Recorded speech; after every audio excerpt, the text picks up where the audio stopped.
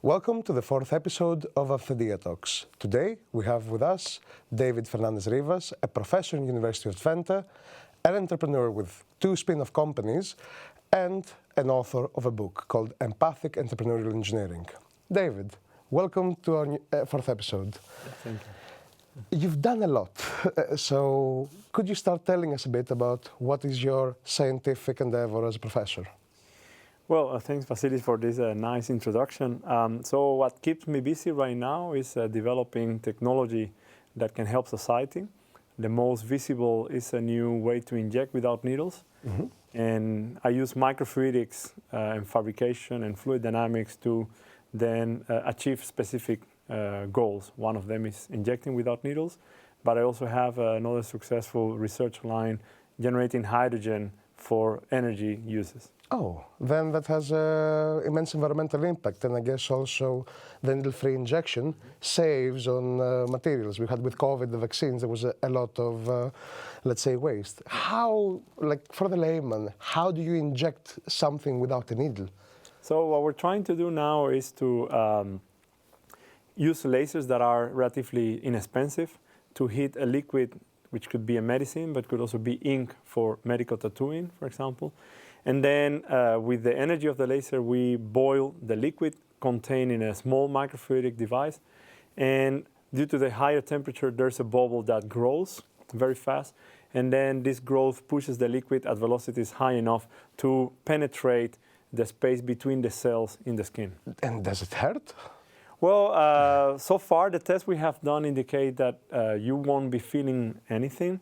And the analogy I like using is a mosquito. You don't feel when a mosquito bites you. What you feel is the poison left behind.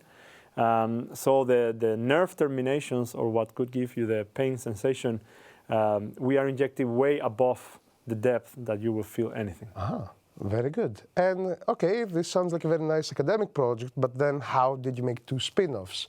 Yes. That sounds usually a bit different, right? The researchers are not necessarily entrepreneurs. Yeah.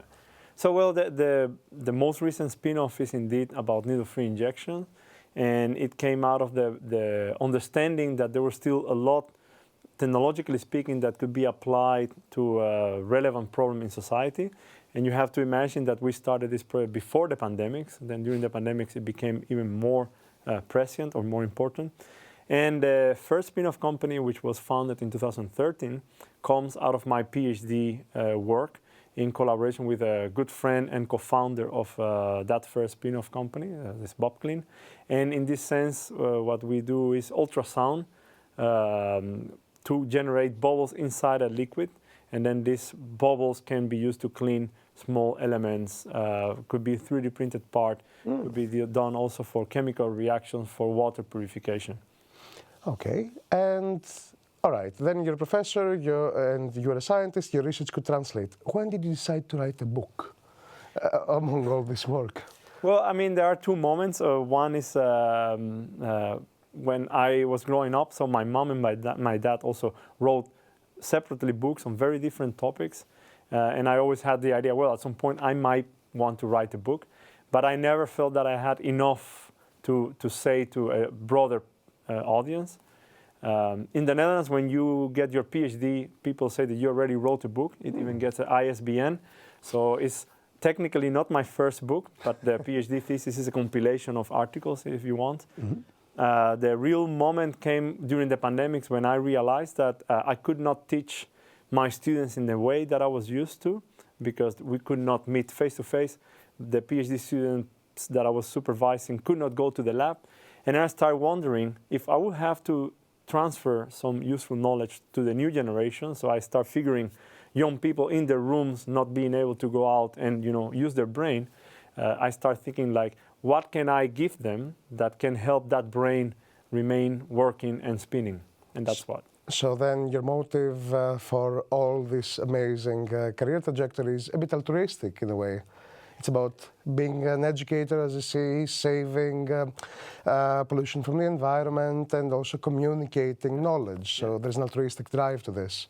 Yeah, so I like to think of my profession or my professional career as such, because, well, there's a common understanding that if you want to make money, so probably academy is not Yeah. the fastest way to get rich. So you better go to industry or do different things. But for me, the university was always the place to learn. And even if I have my professor title, I keep learning a lot from the students. So for me, it's a continuous way to keep learning and teaching and transferring knowledge. And so what I do in my research or in my academic activities is always connected to helping, solving problems, as you say, but also teaching what I have learned and learning from fields or activities that I don't know. And I think the university is the best place to have this sort of area where people can work together. This is very interesting, and then this leads to the next question that we have after we learned why, what are you doing for the last years?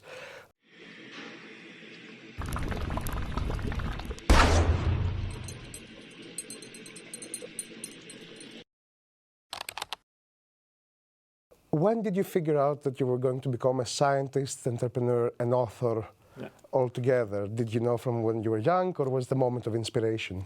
Well, that's a tough question to answer, because I think these three things were not in the checklist. I think if we go back in time, I grew up in Cuba in a period where, well, you maybe got one toy a year, so it was with rationing books. So if a toy broke, you had to fix it. So I always found innovative ways to fix a toy. And later on, when I was growing up, I had many interests in history and music. But at some point, I realized that sometimes we cannot measure quantities. For example, X-rays. Before there was a technology to demonstrate that X-ray existed, there was no science behind X-ray technology. So I joined the nuclear engineering program in Cuba with the hope that I would learn about the most advanced technologies back in the day. And I wanted to develop new tools that could help us utilize energy for better usage. That's why I chose power engineering, nuclear technology. So there was curiosity also playing a dominant role from when you started with the toys that you want to fix up to the point that you started discovering X-rays and more invisible, let's say, concepts. But then we are now in University of Twente. What was the trajectory from Cuba as a nuclear engineer to bubbles that you told us just now? All right, so it took a few years. The shortest route I can give you now is that I realized early on my nuclear engineering studies that the nuclear surname was a bit restrictive, and I found that there was a lot more to explore in the fluid heat transfer phenomena. Back then, computational fluid dynamics was still emerging, so computers were not that powerful. And slowly I got into the microfluidics as a subset of this sort of fluid dynamics field. And I met two professors from the University of Twente in a summer school in Italy in 2005. And we nurtured a relationship that led to me visiting here in December 2006. And then a year later, approximately, I started my PhD with a lot of flexibility. And well, that freedom to do my work and in a very good environment here in Twente is what led me to arrive here. What would be an advice, let's say, to the current PhDs that are going through the process, let's say in the third and fourth year? What was the hardest part in your PhD? So the advice would be to really look around and talk to other PhD students, also other professors. Sometimes we feel that the knowledge should remain in your head, or you are afraid of pointing out your ideas. The university is a very safe environment to see how your ideas score in the perceptions of other people. And you might even consider, start up your own company or go to industry. There's no, road that you are closing. If you go to industry, I know very successful professors that after a couple of years in industry, they come back to academy. So the PhD years are, probably the last moment where you have 4 years to look at a topic with relatively stable job conditions. So use that last few months or last couple of years to be a bit more innovative and risk-taking. All right. And since UT is also in the Netherlands, how was the change from Cuba? I guess you lived also in other countries in between, or did you switch to Netherlands? And what was something that made an impression on you, let's say, on the difference of culture? Yeah. Whether it's knowledge or whether it's just day-to-day living? Well, I mean, there are many differences between the weather and the food in Cuba and the Netherlands. Interestingly enough, we had a lot of bikes in Cuba, so the bike was not a shock for me. So I actually like biking since early age. What I like is that the entrepreneurial character we have in Cuba is very different from the entrepreneurial concepts that we find in the more or less capitalist-oriented economies. But transferring my problem-solving, innovative ambitions and entrepreneurial notions was relatively easy to adapt to the Twente ecosystem. For those who are not old enough, the University of Twente had a slogan which in Dutch says the entrepreneurial university, which was changed a few years ago. So we're trying to bring it back because I think that is a significant or distinctive identity that the university has, and it's very strong. And I don't know about Cuba, but you can ask me. In Greece, we have a lot of distinct hierarchy between professors and students. In Netherlands, it's a bit flat, I think. How did that leave an impression on you? So it's dual impression. I agree with you. When I was a student, you only feel that, okay, after my degree, I will become professor or not. Once you enter the Dutch academy system, there are also gradations, just that are not so visible to the outside world.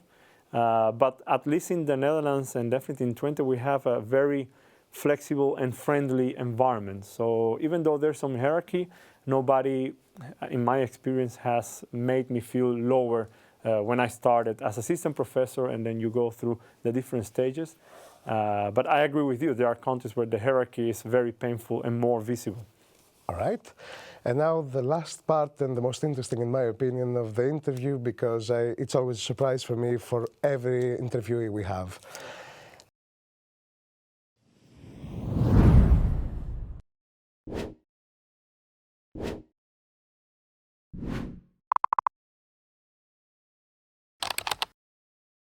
I want you to tell me about a problem that you, as a scientist, entrepreneur, and a book author, you have detected it, and the layman, the main population, is not aware. So what is a problem you would like to highlight that exists in the moment, will be a problem in the future, and you would like to focus on? Yes. So I think that what you were introducing earlier about the book is that I identified that there were three ingredients that when we don't have them in the right proportion, or three skills or qualities, then we can get into trouble. And I can give you a couple of examples. But before I will introduce you to these three basic ingredients or tools. So the first one is knowledge, which could be knowledge about mathematics or knowing about a phenomenon, but could also be knowledge about where the money is when you need to request money, like a grant or a scholarship. The second is persuasiveness, which should not be confused with manipulation. And I'll give you an example in a moment. And persuasiveness helps you to achieve what you need. So if you want to convince about going on vacation to a group of friends, you need to give them real elements for them to decide to join.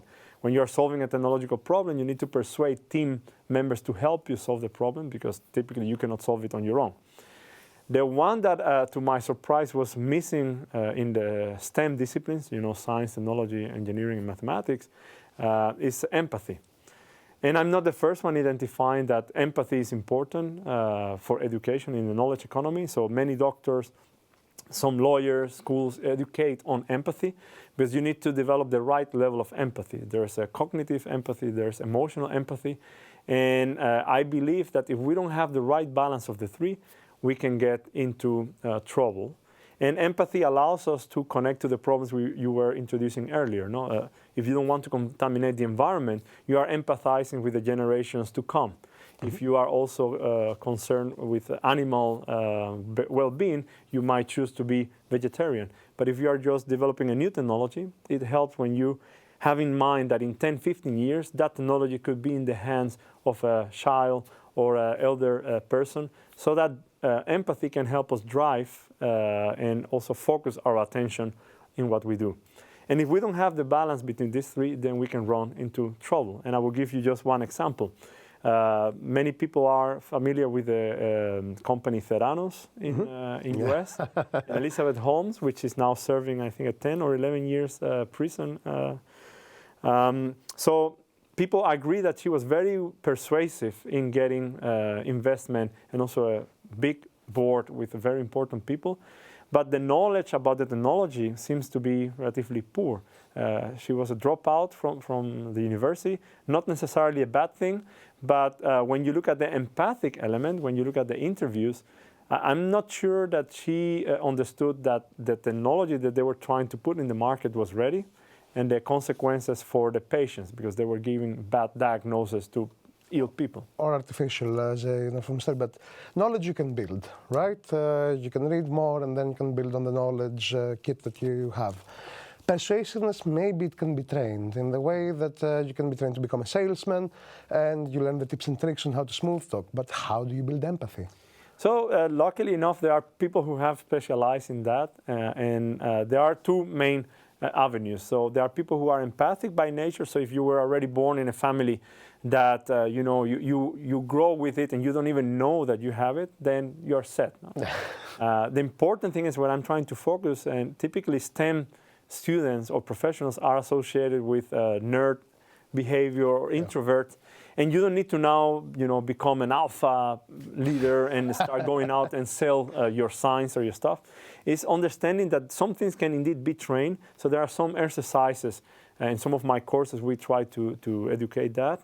But sometimes there might be limits. If you don't have time to really train yourself to be more empathic, then you could consider hiring or asking people to help you. So there are some companies that already have like chief empathic officers, because the founder of a given technology could be very good at the knowledge or the specific activity, but they don't have time to start thinking about the environment, the tree huggers and all that. So that's what I'm trying to bring to the community, the students and the educators, that we need to nurture more empathy at the right level. Because imagine if a doctor is trained to be too emotionally attached to a patient and a patient dies, then that can also have a negative consequence for the professional. So we need to always find a good balance between the three tools or ingredients, but even within each of them, there are different levels. And the final question, before we wrap this interview, do you identify one of the hot topics that the ratio is wrong? For example, AI or environment? Very concisely, where the recipe of knowledge, empathy, and persuasiveness is way off? Well, I think empathy and persuasiveness are the most dangerous, because if you look at politicians, they're also very good at persuading. And as I said earlier, you might have a lot of knowledge in your head, but if you don't put it out, if you don't talk to your colleagues, maybe that idea could really have a good impact. So if you would ask me what I will say to the students, is like, look more into what of these two, persuasiveness of empathy, is lacking in your perception, or ask a friend how to help, what could you do to increase some of this for your next step, whether it's applying for a new job or asking for a raise in your job. You always have to think, what are the pains of the employer? No? Do they have money? So maybe it's not the right moment to ask for a raise. I see. Great. So, before we wrap up the interview, is there something that you would like to share with our viewers before we close? Yes. So I would like to invite you all to come November 28th this year, 2023. So we will be celebrating the second edition of The Future Under Our Skin, which is a unique moment where I'm bringing together experts from the medical field, tattoo artists, professors, but I want to have more students and PhD students and researchers at large. We also will have people from the general public. So if you want to know more, check the website, and I'm happy to address any questions, and well, you are all welcome. Perfect. Thank you, David, for this amazing interview, and I'll see you in the Future Under Our Skin event. You're welcome.